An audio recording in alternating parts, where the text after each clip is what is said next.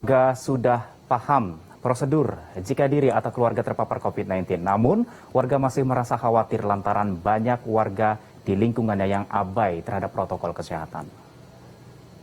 Untuk prokes di awal-awal dulu ya, 2 tahun yang lalu awal memang warga itu masih terlihat rada-rada menjaga prokes ketat, tapi untuk saat ini memang beberapa banyak yang abai sih. Sedikit 50-50 sih, ada yang merasa sehat jadi nggak pakai masker, jalan biasa aja, tapi sebagian juga pasti pakai masker aja. Jadi tergantung orangnya juga, pengetahuan orangnya. Kalau di sekitar saya sih gimana Bang, sekarang udah pada hampir semua agak abai sih gitu, karena mungkin anggapnya udah pada capek sama COVID kali ya gitu. Kalau dari keluargaku sendiri sih, setiap keluar otomatis diwajibkan pakai masker. Tapi kalau melihat warga sekitar sih, kayak misalkan ke warung atau beli makanan di sekitar rumah sih udah mulai abai ya. Masih sih, kalau misalnya dari keluarga sendiri sama dari sendiri masih ya gitu. Tapi kadang tuh kalau misalnya kita ke warung atau apa gitu, masih banyak yang nggak pakai masker kan. Jadi kitanya ngejaga, orang lain terkadang tuh. Ya baik, saya mau ke Dokter Nita terlebih dulu. Dokter, kalau tadi kita berbicara masalah mengenai kenalan dengan Omikron gitu ya, apakah sudah ada pengalaman sampai dengan saat ini bertemu dengan pasien yang bergejala Omikron gitu? Gejalanya seperti apa sih dok? Apakah emang lebih ringan dari Delta atau lebih berat atau bagaimana? Alhamdulillah, kebetulan saya Kepala Puskesmas Kranji. Jadi di Kranji sendiri untuk Omikron tidak ada. Dari 30 kasus aktif di hari ini, itu tidak ada yang Omikron. Nah, dari literatur ataupun mungkin Bapak Ibu semua juga sering membaca, baca ya, itu gejalanya lebih ringan dibandingkan Delta kemarin yang menyerang saluran pernapasan bawah. Oh, lebih ringan. Oke, baik. Saya ke Mbak Lucy dulu. Mbak Lucy, tadi kan ini di bidang hipnoterapi ini berarti lebih ke pengobatan alternatif untuk di kecemasan, begitu ya. Seberapa pengaruh hipnoterapi ini terhadap menghilangkan kecemasan ini? Iya. Jadi hipnoterapi itu cara kerjanya adalah bagaimana kita bekerja dengan pikiran bawah sadar klien. Nah, berbeda dengan ketika kami sebagai konselor gitu ya, dan kebanyakan memang digunakan juga oleh para psikolog ketika kita mengadakan konseling, kita bekerja di pikiran sadar klien. Nah, pikiran bawah sadar kita itu berisi banyak sekali tentang berbagai belief system, nilai-nilai hidup, dan pengalaman-pengalaman di masa lalu dan sekarang. Nah, jadi ketika mereka mengalami kekhawatiran, kecemasan, itu kan berkaitan dengan belief system seseorang. Nah, belief system itu adanya di pikiran bawah sadar.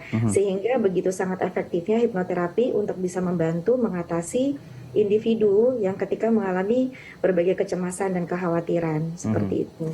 Kalau boleh tahu lebih spesifik untuk metode kerja hipnoterapi ini seperti apa sih Mbak Lucy? Apakah emang cukup hipnoterapi saja? Tidak perlu dibantu dengan obat-obat herbal lainnya begitu?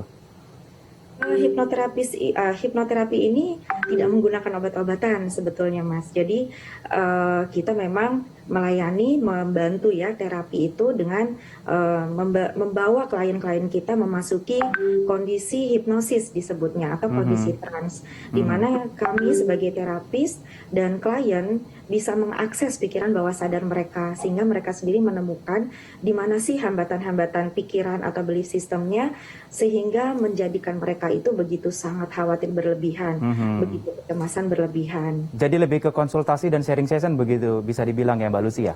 Hipnoterapi itu mungkin Masnya tahu bagaimana hipnosis. Jadi prosedurnya kita ada induksi gitu ya. Klien dibawa untuk masuk ke dalam kondisi relaksasi yang sangat dalam dan sangat menyenangkan. Baik, zaman sekarang tuh bilangnya untuk healing tuh kayak perlu juga nih di hipnoterapi biar agak cemasnya hilang begitu ya Mbak Lucy ya. Betul. Baik, saya ke setiap kita bisa melakukan sendiri, kita sebutnya adalah self hypnosis, iya. Seperti apa Mbak Lucy bisa disampaikan? Ini sepertinya teman-teman butuh semua nih. Iya, jadi sometimes kalau kita tahu pikiran kita itu memiliki cara kerjanya yang sangat cepat ya, percepatannya. Nah, ketika kita mengalami sebuah kecemasan, kekhawatiran, pola pikir kita itu semakin tidak terkontrol bisa dikatakan. Oleh sebab itu kita membutuhkan yang namanya jeda. Nah, untuk bisa berjeda, kita bisa menggunakan salah satu metode yaitu relaksasi. Nah, di mana relaksasi ini bisa menjadi salah satu prosedur untuk kita masuk ke dalam kondisi trans atau hipnosis. Baik. Nah, jadi kalau mungkin yang pada umumnya populer masyarakat pada tahu tentang meditasi ya. Yoga Meditasi, juga bisa ya? yoga pernapasan ya. Nah, itu juga bisa membawa kita masuk ke dalam kondisi relaksasi yang Baik, sangat dalam. baik. Saya jadi konsultasi di sini ya. Oke, Iya, saya nggak apa-apa. ke Dokter Nita. Dokter Nita, tadi dikatakan ketika Omikron ini gejalanya ringan, ini mungkin bisa dilakukan untuk isolasi mandiri begitu ya. Selain isolasi mandiri, apakah untuk obat-obat ini bisa minum dengan obat-obat generik biasa, Dok? Oke, jadi COVID ini kan masih dalam terus penelitian ya. Yang jelas kita tahu sekarang ini adalah dia lebih banyak di saluran pernapasan atas untuk Omikron ini, sehingga dia lebih mudah menyebar ya. Jadi andai kata pun isolasi mandiri pastinya harus lebih kuat proteksinya. Nah, mengenai vitamin ataupun makanan-makanan yang menunjang seperti tadi Bu Lucy sudah bilang juga ya, hati yang bahagia itu adalah obat ya.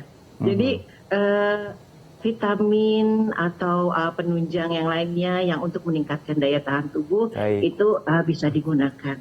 Nah, untuk pasien-pasien dengan komorbid atau dengan pemberat, nah itu butuh perhatian khusus pastinya.